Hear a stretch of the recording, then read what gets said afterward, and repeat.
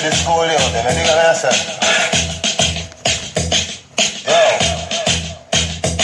So me say pull up your pants and put it on your waist and tuck in your shirt and don't bleach your face. In my days that me a meditate, so me study for the test, me no procrastinate.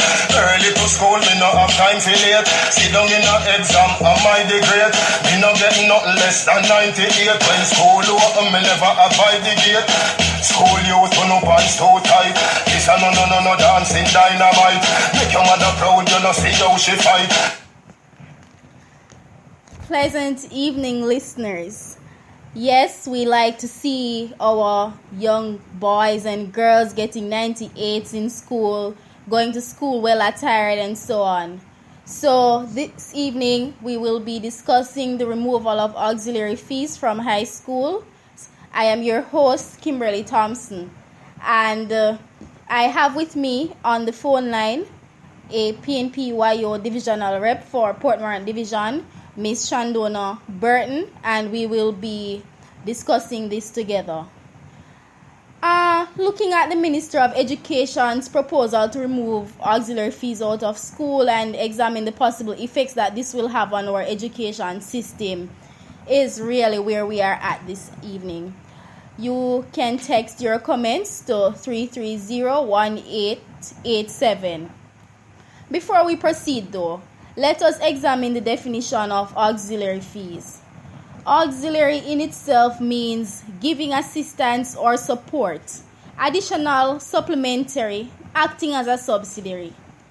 Let me clearly state my position that I am in no way disputing the removal of auxiliary fees from high schools. My major concern is exactly how the Jamaica Labour Party will fill the deficit caused by this. Remember, the JLP has a track record of making announcements that they do not know exactly how they will execute or fund. So, as in the case of the $1.5 million tax break for civil servants. Before I decided to even comment on this particular issue, I did some research on the ongoing debate surrounding the removal of the fees, and a number of newspaper articles surfaced.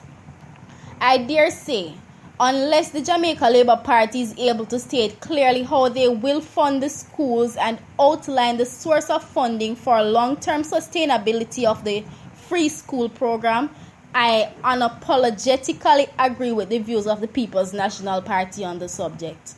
Nelson Mandela, former South Africa president, co-founder of the National Congress Youth League and freedom fighter, famously said, "Education is the most powerful weapon which you can use to change the world.